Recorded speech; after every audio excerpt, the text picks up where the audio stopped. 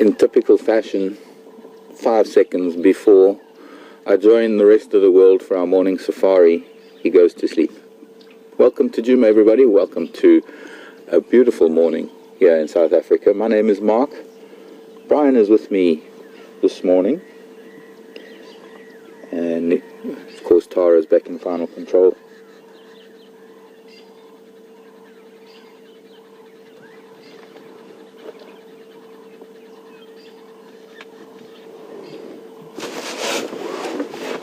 I'm glad you could join us this morning, and we're sitting with the leopard, as you can see, and he has come down out of his tree. He's had a kill here for the last couple of days, and I felt it important to come and to start here this morning because we've been following this drama as it unfolded when we first found him, and we've seen how sometimes a kill can last only a day or so, but I think to see it over a period of days is important too, because the larger the animal, obviously, the longer it takes to eat it. There is some of the impala left in the tree. I'm not going to show it to you right now. We can't actually, because the trunk of the marula is in the way. We'll come around the side of the tree because it's our best view. A lot of the twigs that you're seeing, a lot of this brown dead stuff at the base of this marula tree is a plant from South America called blackjack. It is a little bit of a scourge. It is an aggressive invading alien species. And since he's mostly, and the hyena have mostly been trampling it over here, this is our best view. And unfortunately he's just turned over, but he is a bit restless. He's probably quite full, so he's probably not very comfortable. And so he's hopefully going to turn around and lie the other way or get up or something. But we're going to sit here for a little bit and observe him, and then continue on our drive and maybe come back intermittently throughout our drive.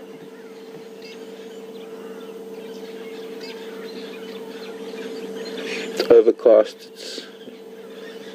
There's a little bit of light in the east where the cloud thins out, but there's quite a heavy bank coming up from the south, and it's going to keep things pretty grey for the first part of the morning. There's still the beautiful morning chorus of birds. There was a fish eagle calling earlier. We can hear the red-billed buffalo weavers now, mostly chittering in the distance. Tweeting. They're all tweeting #SafariLive.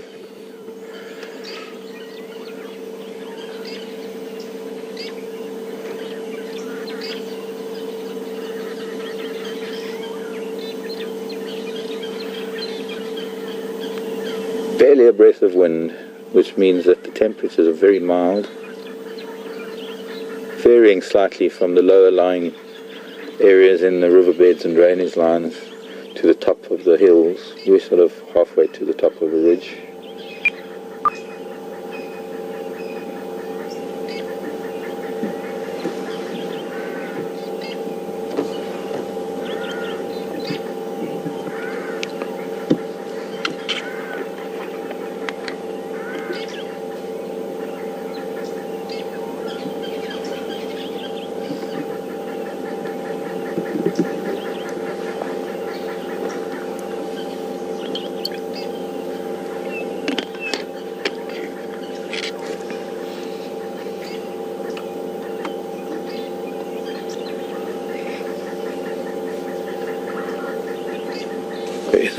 There is a herd of wildebeest fairly close by. We saw them on our way here, and I thought, failing to find him, we would join them. They were slowly making their way towards Djuma Waterhole Gowrie Dam, which is due east of us.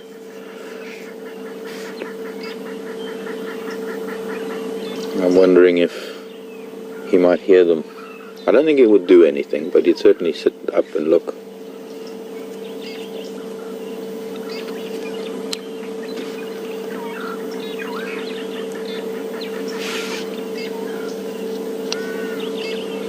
A little unusual that the hyenas have given up already. The hyenas normally hang around for quite a while.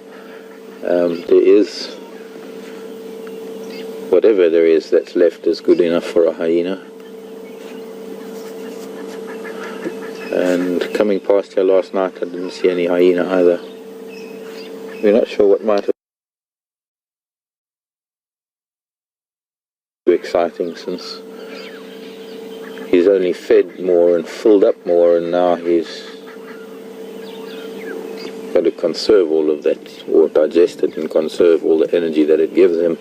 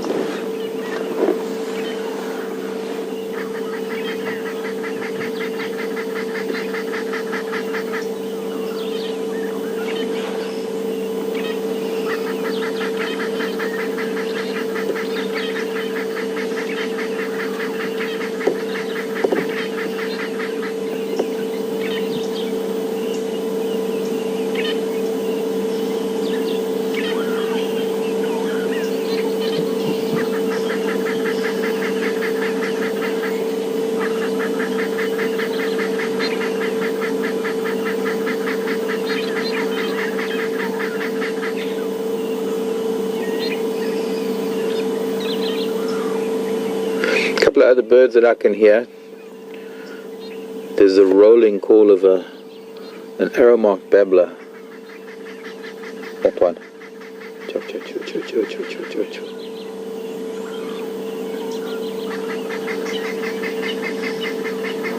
And flying overhead we can hear the tree of the oxpeckers. Choo, that's a glossy starling.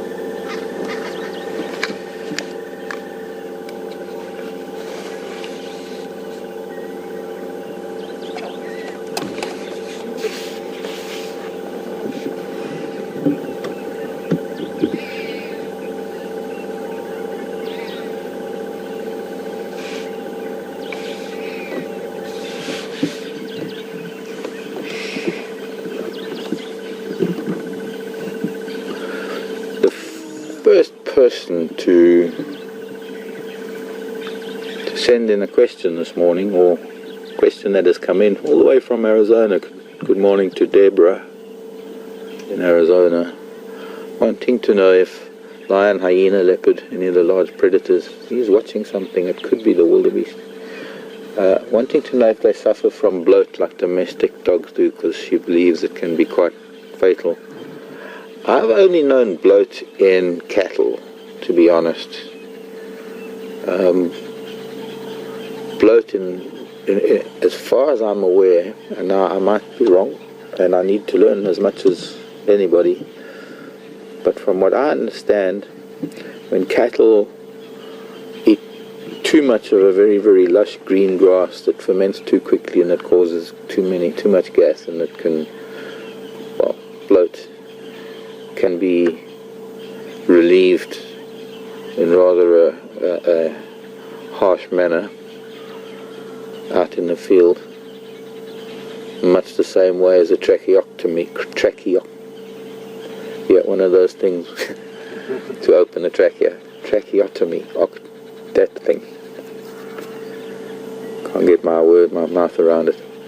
But I've never known of bloat in carnivores, and I'm open to information on that, and I often do get feedback from viewers when they ask me questions that I don't know, and I often get information back. I have to thank you very much for that, especially Sharon up in Austria, who's constantly providing me with wonderful tidbits of information.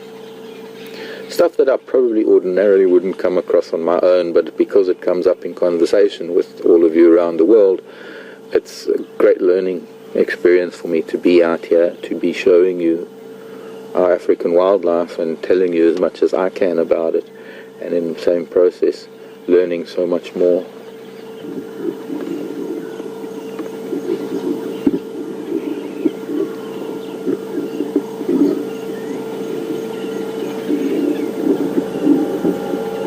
questions@wildearth.tv is the email address. And as I mentioned earlier, #Safari Live.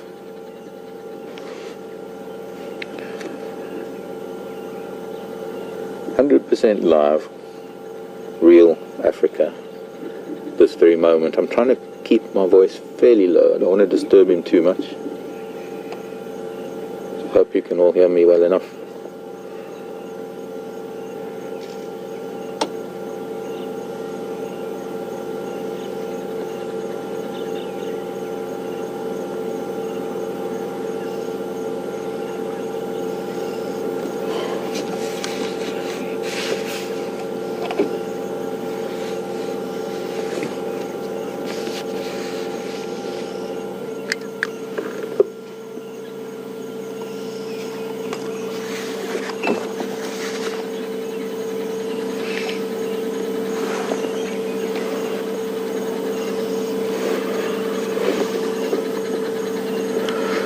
Julie and Susie both sending in tweets of bloating horses and bloating goats. Once again, both herbivores. I've heard of it in horses too, from my horse friends. And I'm wondering if it's the same cause, just eating too much of a good thing. And the digestive tract getting blocked and gases building up and escaping into the peritoneal cavity, I guess.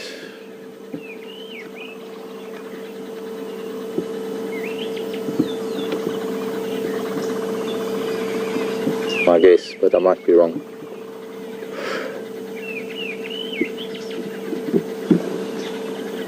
Something to look at. I guess we could take a vote if we should sit here for a little while longer, or if we should go for a drive, because I think he's going to be spinning a little bit.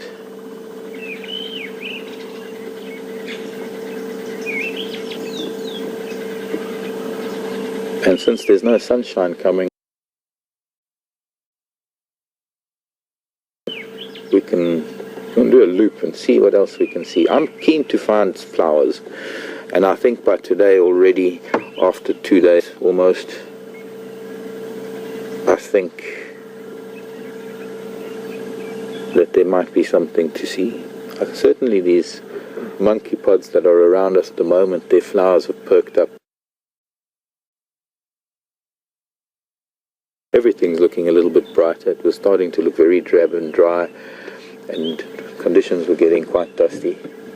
So it's wonderful to have these damp conditions again, and perhaps the chances of the last of the flowering plants before the dry season. There's supposed to be some things, especially a flower called the Chrysandra.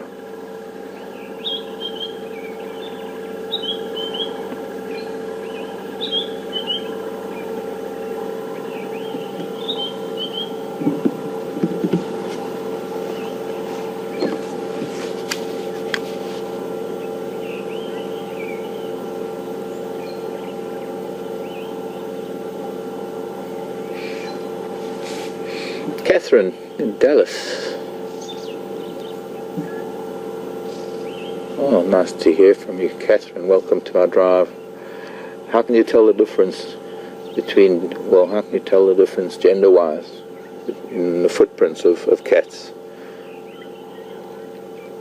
Most animals, Catherine, as an adult, they pretty much have a uniform foot size that you could almost put a measuring tape to.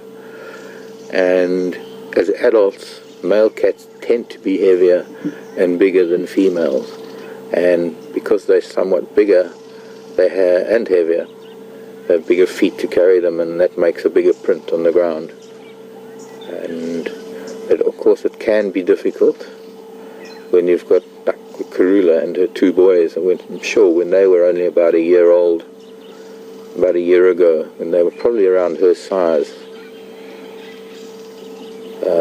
their prints must have been very, very similar in size. Although I'd imagine by 6 months they're already getting close to the size of their mothers. Sounds like a robin alarming to my left.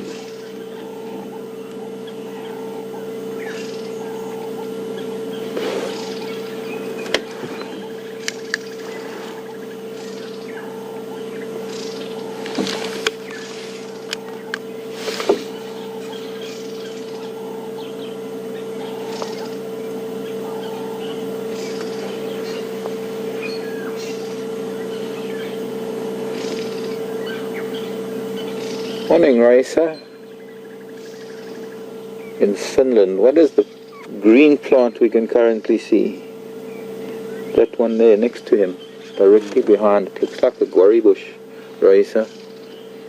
Pretty long leaves, but it looks like a guarri. I'm sitting a little bit forward to the camera, so I can't see properly. I've got the trunk of the tree in the way. But yeah, it's the same as the leaves that I can see coming out the other side. And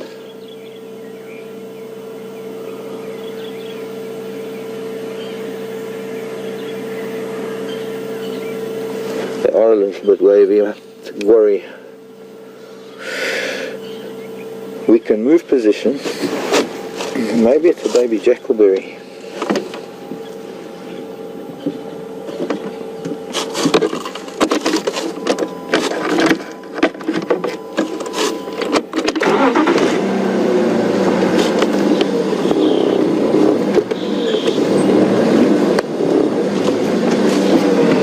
You can see the whole plant. And there it is, a little guarri bush.